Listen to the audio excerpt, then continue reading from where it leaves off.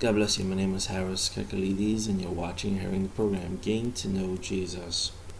In this program, we will conclude the series in understanding the symbolic language of the Bible, which we will study riddles in the Bible. A riddle is a statement designed to puzzle, so in that case, many paradoxes of the Bible are also considered riddles, as well as, I even dare to say, parables and things that happen in life. Britannica Concise Encyclopedia says deliberately enigmatic or ambitious question requiring a thoughtful and often witty answer. The riddle is a form of guessing game that has been a part of the folklore of most cultures from ancient times. Western scholars generally recognize two main kinds of riddle: the descriptive riddle, usually describing an animal, person, plant, or object in an intentionally enigmatic manner. Thus, an egg is a little white house without door or window. And the shrewd or witty question. A classical Greek example of the later type is, what is the strongest of all things? Love. Iron is strong, but the blacksmith is stronger, and love can subdue the blacksmith. The first riddle one can find by name is the one that Samson asks to his wedding guests. It's found in Judges 14, verse 5 to 18. Judges, chapter 14. Then went Samson down and his father and his mother to Timnath, and came to the vineyards of Timnath. And behold, a young lion roared against him. And the Spirit of the Lord came mightily upon him, and he rent him as he would have rent a kid, and he had nothing in his hand. But he told not his father or his mother what he had done. And he went down and talked with the woman, and she pleased Samson well. And after a time he returned to take her, and he turned aside to see the carcass of the lion, and behold, there was a swarm of bees and honey in the carcass of the lion. And he took thereof in his hands, and went on eating, and came to his father and mother, and he gave them, and they did eat. But he told not them that he had taken the honey out of the carcass of the lion. So his father went down unto the woman, and Samson made there a feast, for so used the young men to do. And it came to pass, when they saw him, that they brought 30 companions to be with him. And Samson said unto them, I will now put forth a riddle unto you. If ye can certainly declare it me within the 7 days of the feast, and find it out, then I will give you 30 sheets and 30 change of garments. But if ye cannot declare to me, then shall ye give me 30 sheets and 30 change of garments. And they said unto him, Put forth thy riddle, that we may hear it. And he said unto them, Out of the eater came forth meat, and out of the strong came forth sweetness. And they could not in 3 days expound the riddle. And it came to pass on the 7th day that they said unto Samson's wife, Entice thy husband, that he may declare unto us the riddle, lest we burn thee and thy father's house with fire. Have ye called us to take that we have? Is it not so?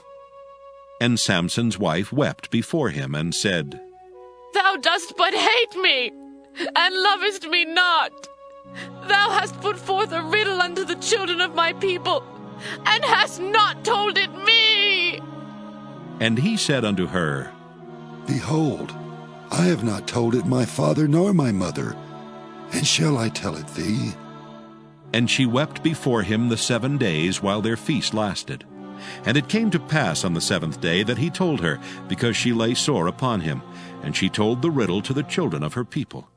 And the men of the city said unto him on the 7th day, before the sun went down, What is sweeter than honey? And what is stronger than a lion? And he said unto them, If ye had not plowed with my heifer, ye had not found out my riddle. A second riddle which is mentioned by name is found in Ezekiel 17, which is more like a parable. The scripture calls it a riddle, so it is a riddle. And let's see it. Ezekiel 17, verses 1 to 18. Ezekiel chapter 17. And the word of the Lord came unto me, saying, Son of man, put forth a riddle, and speak a parable unto the house of Israel, and say, Thus saith the Lord God, A great eagle with great wings, long-winged, full of feathers, which had divers colors, came unto Lebanon, and took the highest branch of the cedar. He cropped off the top of his young twigs, and carried it into a land of traffic. He set it in a city of merchants. He took also of the seed of the land, and planted it in a fruitful field. He placed it by great waters, and set it as a willow tree.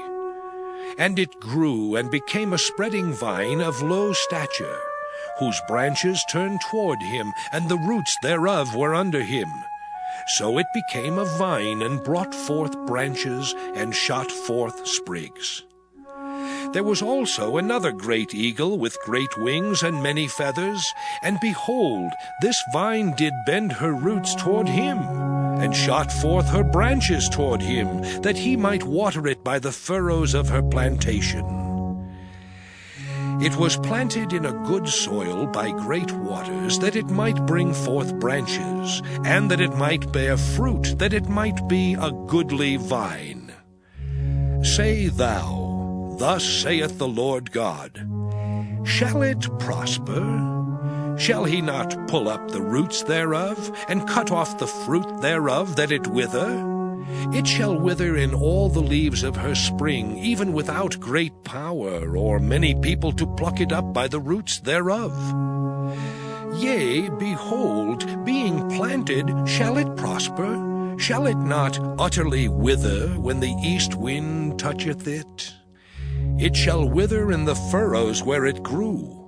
Moreover, the word of the Lord came unto me, saying, Say now to the rebellious house, Know ye not what these things mean? Tell them.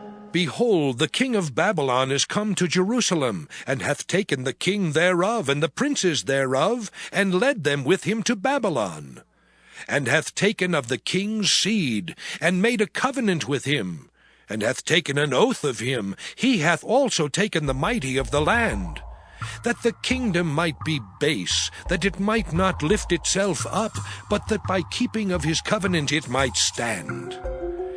But he rebelled against him in sending his ambassadors into Egypt, that they might give him horses and much people. Shall he prosper? Shall he escape that doeth such things? Or shall he break the covenant and be delivered?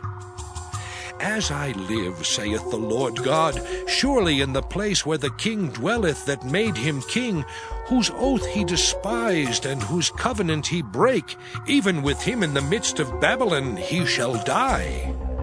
Neither shall Pharaoh with his mighty army and great company make for him in the war by casting up mounts and building forts to cut off many persons, seeing he despised the oath by breaking the covenant, when, lo, he had given his hand, and hath done all these things.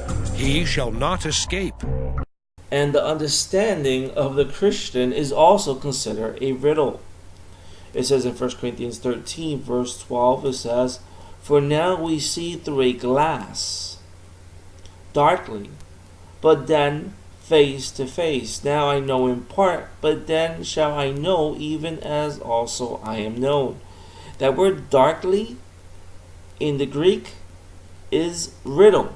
If riddles are designed to puzzle, then the words of Abraham was a riddle only to be answered in the New Testament. Abraham was told to sacrifice his only son, Isaac. As he and his son was about to go to the mountain top, he tells his servants, I and the boy will go worship, and we will both return to you. How would that be possible if Isaac would have been dead and burned in the sacrifice? Let's read. Genesis 22 verses 1 to 5 says, Now it came to pass after these things that God tested Abraham, and said to him, Abraham. And he said, Here am I. Then he said, Take now your son, your only son, Isaac, whom you love, and go to the land of Moriah, and offer him there as a burnt offering on one of the mountains of which I shall tell you. So Abraham rose early in the morning and saddled his donkey, and took 2 of his young men with him, and Isaac his son, and split the wood for the burnt offering, and rose and went to the place of which God had told him. Then on the 3rd day Abraham lifted his eyes and saw the place afar off. And Abraham said to his young man, Stay here with the donkey. The lad and I will go yonder and worship. We will come back to you. The answer to this is found in the New Testament, which tells us that Abraham believed that God will raise his son from the grave. Hebrews 11 verses 17 and 19 says, By faith Abraham, when he was tested, offered up Isaac. And he who had received the promises offered up his only begotten son, of whom it was said, In Isaac your seed shall be called. Concluding that God was able to raise him up, even from the dead, from which he also received him in a figurative sense. Let's look at another riddle, which Jesus stated to the crowd. In Matthew 22, verse 42 and 46, Jesus says, What do you think about the Christ? Whose son is he? They said to him, The son of David. He said to them, How then does David in the Spirit call him Lord, saying, The Lord said to my Lord, Sit at my right hand till I make your enemies your footstool. If David then calls him Lord, how is he his son? And no one was able to answer him a word, nor from that day on did anyone dare question him any more. Jesus was a master at riddles, which only he knew the answer. Though of course we can say now that through the virgin birth, which made him a descendant of David, he was so called the son of David, but yet he remained David's Lord because he was before David and was David's God. Let's look at what the Psalms says about Jesus and his words. Psalms 49 verse 4. I will incline my ear to a parable. I will open my dark sayings upon the harp. Psalm 78 verse 2. I will open my mouth in a parable. I will alter dark sayings of old. And yet, when it comes to the prophecy fulfilled, it says in Matthew 13 verse 35, that it might be fulfilled which was spoken by the prophet, saying, I will open my mouth in parables. I will alter things which have been kept secret from the foundation of the world. So, parables, paradoxes, and riddles are all, in one sense, the same. They leave us questioning for an answer, and thinking and meditating on what does God mean when he says this. We're going to leave the program here, and I'll see you next program of Getting to Know Jesus.